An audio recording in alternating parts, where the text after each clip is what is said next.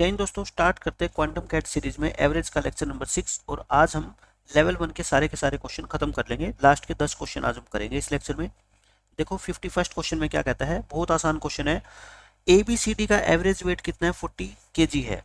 एक नया पर्सन ई आ गया, अगर उसको भी इंक्लूड कर ले ग्रुप में तो एवरेज वेट ग्रुप का इंक्रीज हो जाएगा कितने से, 1 से। देखो नया पर्सन आ जाता है, अगर यहाँ तक क्वेश्चन मैं आपको बताऊं और आपसे कह दे कि ई का वेट कितना होगा तो आप बहुत आराम से बता सकते हो। आप कहोगे सर ई का जो वेट होगा ना वो 40 kg तो अपने साथ लेके आया, प्लस में 1 kg बढ़ गया पूरे ग्रुप का, और ग्रुप में अब पर्सन कितने हो जाएंगे, 5, क्योंकि 4 पहले थे, एक ई खुद हो गया। तो मतलब ई का अगर मैं वेट की बात करूं तो कितना हो गया, 45 kg हो गया। ठीक है, अब क्वेश्चन में क्या रखा है, again a new person F replaces A.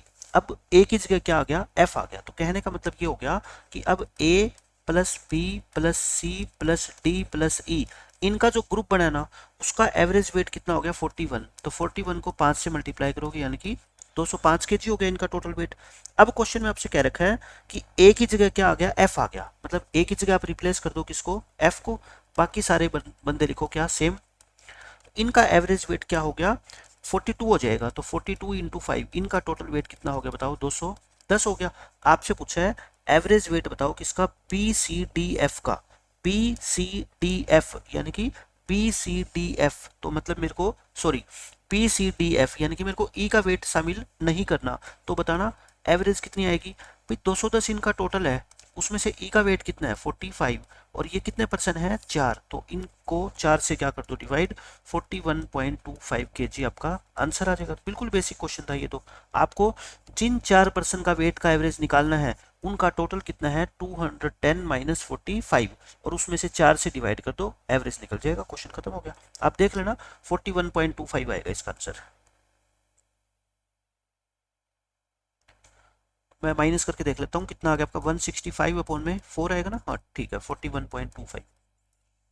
अब देखो नेक्स्ट क्वेश्चन, इसमें कहता है 3 कंजुगेटिव नेचुरल नंबर्स है, उनका एवरेज के है। देखो इसके अंदर मैं आपको एक कॉन्सेप्ट बताना चाहता हूँ, जो मैंने एवरेज आपको कंप्लीट पढ़ाया है वहाँ पे बहुत अच्छे से और बहुत डिटेल के अंदर मैंने आपको ये कॉन्सेप्ट समझाया हुआ है कि कोई भी, जैसे मान लो मैं अलग पेज पे इसको समझाता हूँ। मान लो मैं 3 नेचुरल नंबर लेता हूँ, वन मान लो मैं ले लिए 1 2 और 3 और 4 और 5, ये 5 नेचुरल नंबर ले लिए। ठीक है, इनके आप मेरे को बता दो एवरेज कितनी होगी, first term plus last term divide by 2, या फिर मिडिल टर्म कितनी होगी, 3 होगी। अब मैं अगर इसमें से एक नेचुरल नंबर को और इंक्लूड कर लूं, यानी कि अब मैं कहूं 1 2 3 4 5 और 6, इनके एवरेज बताओ, तो आप कहोगे sir first term plus last term divide by 2 यानी कि 3.5। अब मैं एक नेचुरल नंबर और अगर इंक्लूड कर दूं इस सीरीज में तो इनकी एवरेज कितनी होगी, first term plus last term divide by 2 यानी कि 4। मेरे कहने का मतलब ये है जैसे जैसे आप एक एक नेचुरल नंबर और इंक्लूड करते जाओगे तो एवरेज कितने कितने से बढ़ रही है। देखो 1/2 से, मतलब कि हाफ। एक नेचुरल नंबर अगर अगला आप इंक्लूड कर लोगे ना तो एवरेज कितनी बढ़ेगी, हाफ बढ़ेगी। तो जितने नेचुरल नंबर इंक्लूड करोगे एवरेज उसका हाफ बढ़ जाएगी। कहने का मतलब जैसे ये 7 तक है ना, मैं एक नई सीरीज लिख के दिखाता हूँ आपको। 7 तक का तो एवरेज कितना है, 4 है। अब मैं कह दूं 8 9 10 11, इनका एवरेज निकालो, और आपको कुछ भी नहीं पता एवरेज के बारे में, लेकिन आपको ये चीजें पता है कि 1 से लेके 7 तक नंबर्स का जो एवरेज होता है ना वो कितना होता है, 4 होता है। ठीक है, लेकिन इसमें तो अगली 4 टर्म भी है, तो अगली 4 नेचुरल नंबर को ऐड करोगे तो पता है एवरेज कितना बढ़ जाएगा, इनका आधा बढ़ जाएगा, यानी कि 4 प्लस में 2 कितना होएगा, 6। और देख लो वैसे भी निकालोगे 1 प्लस में 11/2 यानी कि वो भी 6 होएगा। लेकिन ये तो नेचुरल नंबर के लिए है। अगर आप इवन नंबर की सीरीज की बात करो, अगर आप किसकी बात करोगे, इवन नंबर की सीरीज, जैसे 2 4 6, इनका एवरेज बताना कितना है, 4 है। अगर मैं इसमें एक नंबर और ऐड कर लूँ, 6 के बाद 8 ऐड कर लूँ, ठीक है, तो एवरेज कितना हो जाएगा इनका 5, 2 प्लस में 8/2। तो मैं ये कहना चाहता हूं अगर इवन नंबर आप एक एक बढ़ाओगे तो एवरेज भी कितना कितना बढ़ेगा आपका, एक एक बढ़ेगा। 10 इवन नंबर और इंक्लूड कर लोगे तो एवरेज भी 10 से क्या हो जाएगा, बढ़ जाएगा, क्योंकि इवन नंबर में गैप कितने कितने का होता है, 2 2 का। तो एवरेज कितना बढ़ेगा, उस गैप का आधा बढ़ेगा। ठीक है, अब इस क्वेश्चन में देख लो, लगातार 2 क्वेश्चन आप ऐसे ही है। 52nd क्वेश्चन में क्या रखा है कि 3 कंजुगेटिव नेचुरल नंबर है, उनका एवरेज के है। अगर 2 कंजुगेटिव नंबर्स को और इंक्लूड कर लें इससे जस्ट अगले, तो बताओ उनका नया एवरेज कितना हो जाएगा। तो पहले बताओ कितना है एवरेज के। अब नेचुरल नंबर है और आप 2 और ले रहे हो, तो जितने नेचुरल नंबर लेते हो एवरेज उसका आधा बढ़ता है, तो 2 का आधा यानी कि 1। तो नई जो नंबर्स हो गए उसका एवरेज कितना होगा, k+1 होगा। बिल्कुल आसान क्वेश्चन है, कोई भी एग्जाम्पल लेके कर लो या कॉन्सेप्ट आपको क्लियर होना चाहिए, और मैंने बहुत डिटेल के अंदर ये चीजें समझाई हुई है आपको। अब देखो ऐसे ही जो है ना आपका 53rd क्वेश्चन है, 5 कंजुगेटिव ओड नेचुरल नंबर है। अब की बार क्या है, ओड। ध्यान रखना अगर इवन ओड की बात आए तो जितने नंबर आप इंक्लूड करोगे एवरेज भी उतने से ही बढ़ेगा। अगर आप 2 नए नंबर इंक्लूड करोगे तो एवरेज 2 बढ़ जाएगा, 5 नए नंबर इंक्लूड करोगे तो एवरेज भी 5 बढ़ जाएगा। कहता है उनका एवरेज k है, अगर हमने 2 नंबर और इंक्लूड कर लिए तो बताओ नई एवरेज कितनी होगी। तो k तो पहले ही था और ओड की बात हो रही है, 2 इंक्लूड करोगे तो एवरेज भी कितने से बढ़ जाएगा, 2 से। आंसर कितना आएगा आपका k+2। ये कंसेप्चुअल क्वेश्चन है, कोई इनका तरीका नहीं होता, और तरीके पे जाओगे फिर बहुत लेंथी क्वेश्चन हो जाएंगे, ठीक है। ये देखो बिल्कुल आसान क्वेश्चन है, 5 ऑफिसर का एवरेज वेट 42 kg है।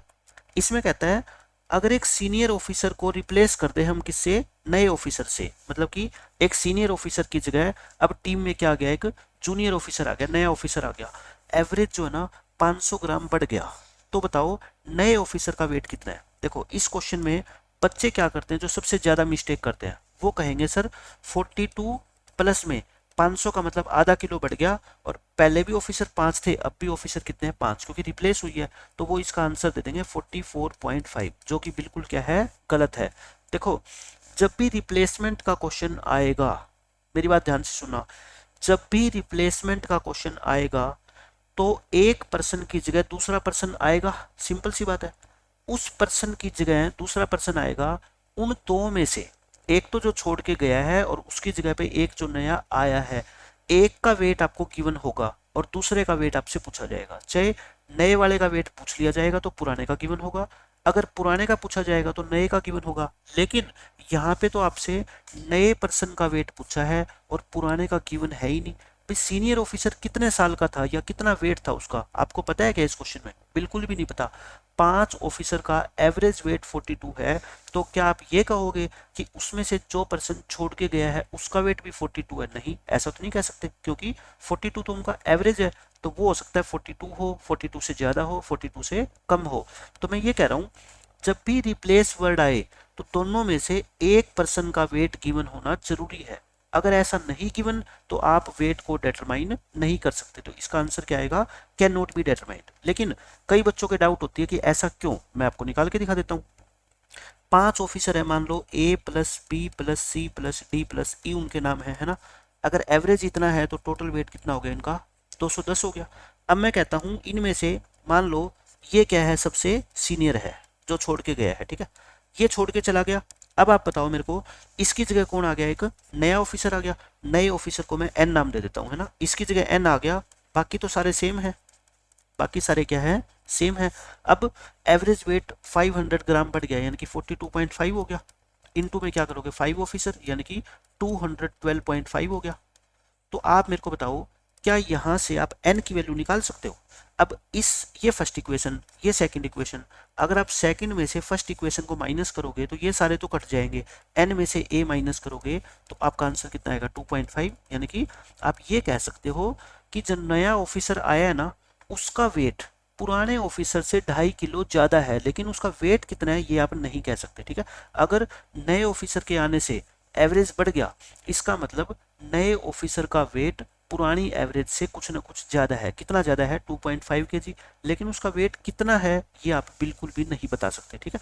तो मैंने आपको बेसिक तरीके से भी बता दिया और इसके पीछे कॉन्सेप्ट क्या काम करता है वो भी मैंने आपको डिटेल में समझा दिया। अब देखो सेम क्वेश्चन 55th है, यही बिल्कुल एज इट इज क्वेश्चन है। कहता है मेरे फार्म हाउस के ऊपर 6 नौकर काम करते हैं और उनकी एवरेज एज जो है ना 28 साल है। उनमें से एक ए न्यू एंड यंग, ये एक ही है, ए न्यू एंड यंग, मतलब कि मैंने एक पुराने सर्वेंट की जगह एक नया सर्वेंट रख लिया जो न्यू तो है ही है वो, और एक यंग भी है वो, उसकी एज क्या है, कम है। उसने एक ओल्ड सर्वेंट को रिप्लेस कर दिया और एवरेज एज जो है ना वो 1 साल क्या होगी, कम होगी। भाई कोई बड़े की जगह छोटा आएगा तो एवरेज तो कम हो ही होगी। तो नए सर्वेंट की एज बतानी है, क्या आंसर हो जाएगा, कैन नॉट बी डिटरमाइंड। क्यों होएगा, क्योंकि रिप्लेसमेंट हुई है और एक पुराना नौकर एक नया नौकर, दोनों में से आपको किसी की एज नहीं दे रखी। तो दोनों की एज आप अलग अलग से नहीं निकाल सकते। क्यों? वही बात होगी, 6 नौकर है, मैं मान लेता हूँ 6 के नाम है A B C D E और F, है ना, ये है। उनकी एवरेज अगर 28 है तो टोटल कितना हो गया, 28 इंटू 6 हो गया। अब आप मेरे को ये बताओ ये कितना हो गया आपका, 6 अठे 48, 6 दूनी 12 और 4 16, यानी कि इतने ईयर्स इनकी टोटल एज होगी। ये इनमें से मान लो मैं कहता हूँ इसकी जगह हमने रिप्लेस कर दिया एक नया नौकर, नए नौकर को मैं नाम दे देता हूँ N। बाकी सारे सेम है, B C D E और F, और एवरेज एक साल कम होगी, यानी कि 28 की जगह कितना हो गया, 27 इंटू 6 होएगा, तो कितना होएगा 162 ईयर्स। अब आप मेरे को बताओ ये फर्स्ट इक्वेशन, ये सेकंड, मैं अगर फर्स्ट में से सेकंड माइनस करूंगा तो बाकी सारे तो कट जाएंगे, है ना, ये तो सारे कट जाएंगे। A माइनस एन कितना होएगा आपका 6।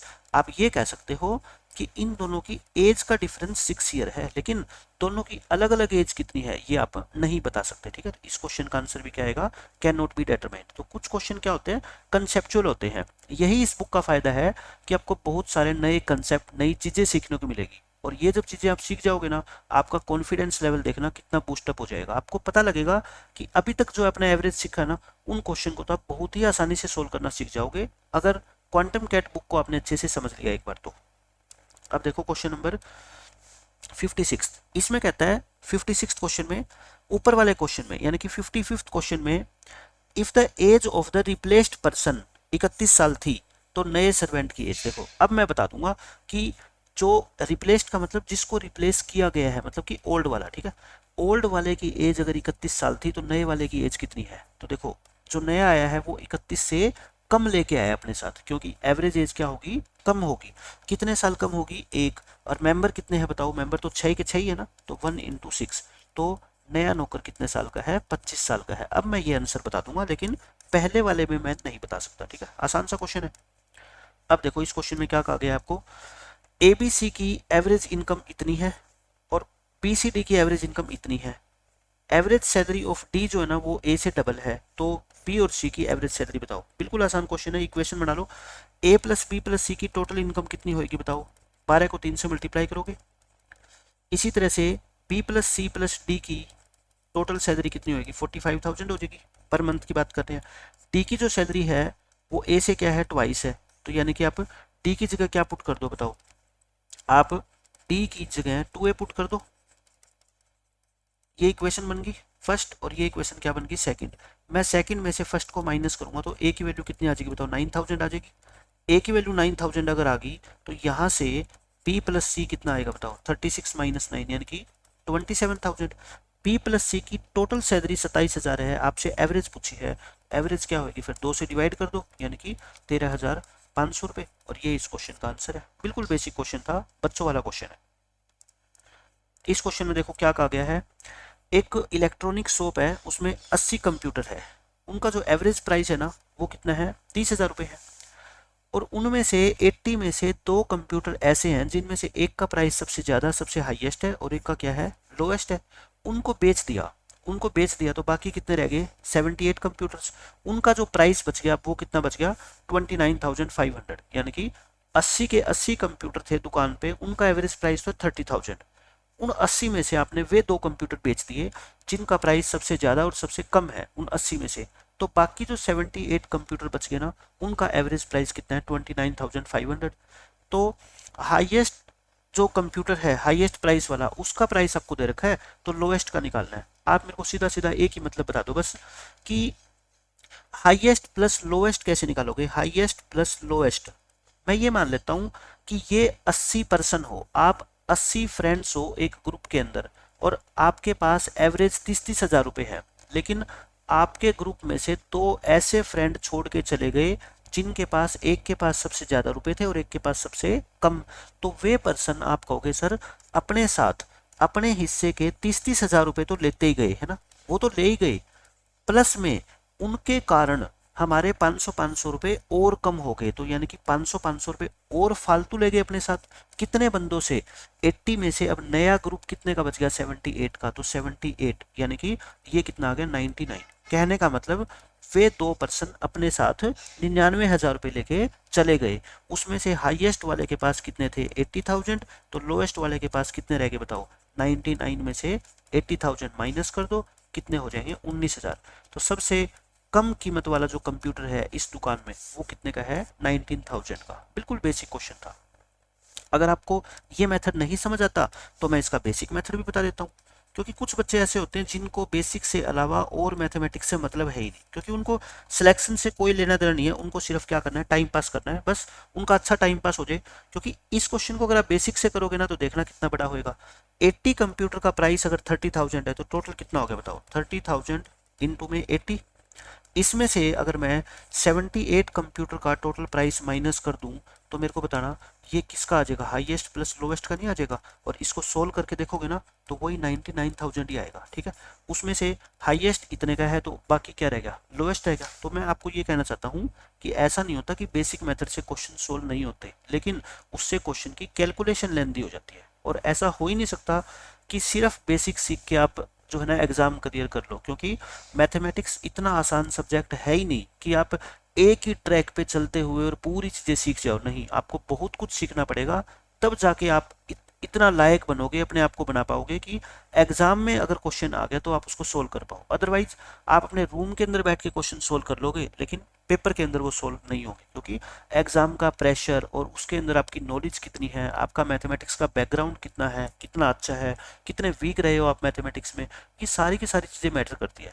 तो आप ये कभी मत समझना कि किसी एक टॉपिक में, कोई भी एक टॉपिक XYZ आप उठा लो कि एक ही ट्रैक पे आप चलते रहो, एक ही फॉर्मूले पे चलते रहो और उससे सारे क्वेश्चन आप सोल्व कर दो, ऐसा बिल्कुल भी नहीं होगा। उसके लिए आपको बहुत सारी चीजें जो है ना उसमें आपका योगदान देगी। आपकी प्रीवियस नॉलेज भी, बाकी टॉपिक्स है मैथमेटिक्स में उनकी भी नॉलेज, जिस बच्चे को जितनी अच्छी नॉलेज होगी, जिसकी जितनी अच्छी कैलकुलेशन होगी, जिसकी जितनी अच्छी इमेजिनेशन पावर होगी, वो उन क्वेश्चंस को आसानी से सोल्व कर देगा।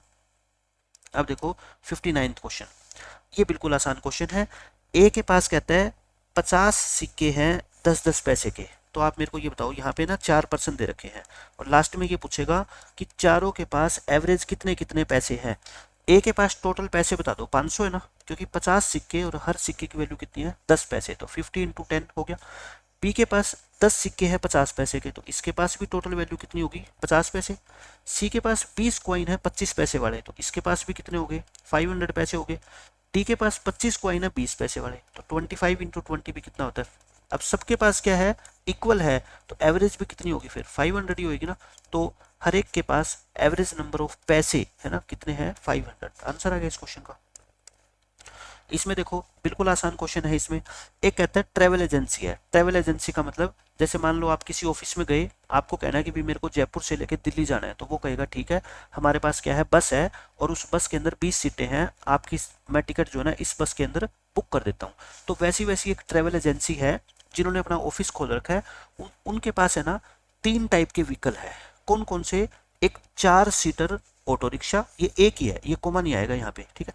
ये 4 सीटर ऑटो रिक्शा मतलब हो सकता है 4 ही सवारी हो, और मान लो दिल्ली से आपको जो है ना केरल जाना है, तो उसने एक क्या कर रखी है 4 सीटर ऑटो रिक्शा कर रखी है जिसमें 4 ही सवारी बैठ सकती है। एक 10 सीटर जो है ना उसके पास मैक्सी कैब है। एक 20 सीटर उसके पास मिनी बस है। यानी कि उसके पास 3 तरह के व्हीकल है, आप ये मान लो। एक तो क्या है ऑटो रिक्शा, एक तो क्या है ऑटो रिक्शा है, एक क्या है उसके पास कैब है, और एक क्या है उसके पास मिनी बस है। इसके अंदर मैं लिख देता हूं क्या, number of seats. Auto rickshaw के अंदर कितनी सीट दे रखी है 4, कैब के अंदर 10 और मिनी बस के अंदर 20। लेकिन आपको देखो ये पता है कि जितनी कैपेसिटी होती है ना किसी ऑटो रिक्शा की या किसी कैब की, गवर्नमेंट कभी कभी ये कह देती है कि आपको फुल कैपेसिटी भर के नहीं चलना ताकि एक्सीडेंट कम होए। तो गवर्नमेंट ने ये कर रखा है कि एवरेज ऑक्यूपेंसी जो है ना वो 100%, 80% और 75% है इन तीनों व्हीकल्स की। यानी कि इसमें तो 100% सवारी बैठ सकती है। नंबर ऑफ पैसेंजर्स, इनमें कितने पैसेंजर बैठ सकते हैं, इनमें तो 100% यानी कि 4 के 4। इसमें 80% मतलब 10 की कैपेसिटी है तो सिर्फ 8 ही पैसेंजर बैठेंगे। इनमें 75% यानी कि 20 की कैपेसिटी है तो पैसेंजर कितने बैठेंगे 15। भाई जितने पैसेंजर बैठेंगे आप किराया तो उतने से ही लोगे ना, ठीक है। ये हो गया। फिर ये क्या हो गया इनका फेयर, किराया। अब एक पैसेंजर से आप कितना किराया लोगे, अब आपको क्वेश्चन में गिवन है। ऑटो रिक्शा वाले पर्सन से आप 12 रुपए लोगे, यानी कि यहाँ पे आपको 12 रुपए मिलेंगे पर पैसेंजर की बात कर रहा हूँ। मैक्सी कैब में बिठाओगे तो 15 रुपए भाड़ा है उसका, और मिनी बस में बिठाओगे तो 8 रुपए है। तो आप मेरे को बता दो टोटल किराया, अगर मैं सिर्फ ऑटो रिक्शा की बात करूँ तो 48 रुपये इकट्ठा हो जाएगा, यहाँ से 120 रुपये इकट्ठा हो जाएगा, यहाँ से 120 रुपये, यानी कि एक ऑटो रिक्शा अगर एक शहर से दूसरे शहर में राउंड लगा के आएगी तो वो 48 रुपये कमाएगी, है ना। एक कैब इतने कमाएगी, एक मिनी बस इतने कमाएगी। आपसे पूछ रखा है कि उसके पास सिर्फ एक एक है, ये एक ऑटो रिक्शा, एक कैब, एक mini bus, then average earning for one round of each vehicle. एक व्हीकल अगर एक चक्कर मार के आएगा तो उसकी एवरेज इनकम कितनी होगी। देखो इन तीनों की इनकम आपको दे रखी है एक एक राउंड की। एवरेज कैसे निकालते हैं, इसको 3 से क्या कर दो, डिवाइड कर दो। ये कितना आएगा 16, ये 40 और ये 40, यानी कि 96 रुपीज। तो क्वेश्चन अच्छा था, लेकिन अब आप दोबारा इस क्वेश्चन को पढ़ोगे ना तो आपको बच्चों जैसा क्वेश्चन लगेगा कि हाँ यही है जो मैंने जिस तरीके से इस क्वेश्चन को समझाया है। देखो क्वेश्चन को सोल्व करना एक अलग बात होती है, उसको समझना एक अलग बात होती है। क्योंकि क्वेश्चन को अगर आप अच्छे से समझ गए ना, इट मीन्स वैसा वैसा क्वेश्चन या उस जैसे कंसेप्ट के ऊपर बेस्ड क्वेश्चन अगर पेपर में पूछ लिया गया ना तो आपको वो क्वेश्चन सोल्व करने में परेशानी नहीं होगी। एक आपने रट लिया कि इस क्वेश्चन को सोल्व करने का तरीका ये है, लेकिन जैसे ही क्वेश्चन थोड़ा सा घुमा फिरा के पूछ लिया जाएगा तो आप उस क्वेश्चन में प्रॉब्लम फेस करोगे। ऐसा बिल्कुल भी नहीं होना चाहिए। इसलिए मैं क्या करता हूँ, क्वेश्चन की लैंग्वेज को ज़्यादा नहीं पढ़ता, आपको उसके बारे में समझाता हूँ कि क्वेश्चन का रियल मीनिंग क्या है। और वो चीज़ें अगर आप समझ गए तो मैथ आपके लिए वैसे जो है ना आसान होता रहेगा। तो ये थे हमारे लेवल 1 के 60 क्वेश्चन। एक दो क्वेश्चन में जो मिस्टेक थी मैंने वो भी आपको ठीक करवा दी। जहां जहां मिस्टेक होगी मैं सारी की बातें आपको बताता जाऊंगा, ताकि आप जब क्वांटम कैट बुक को सोल्व करने बैठो ना आपको ये नहीं लगेगा कि इस क्वेश्चन के अंदर ऐसा पूछा क्या गया है या इन्फॉर्मेशन क्या गिवन है। वो सारी की सारी चीज़ें मैं आपकी डाउट्स जो है ना वो क्लियर करता हुआ चलूंगा। उसके बाद आप पूरी बुक को कभी सोल्व करने बैठोगे लाइफ में तो आपको बहुत आसान लगेगा, ये मेरा आपसे प्रॉमिस है। तो नेक्स्ट लेक्चर से हम स्टार्ट करेंगे एवरेज का अपना लेवल नंबर 2, जिसके अंदर 50 क्वेश्चन है और वो सारे के सारे मैं आपसे डिस्कस करूंगा। तो मिलते हैं नेक्स्ट लेक्चर में। बाय बाय, जय हिंद।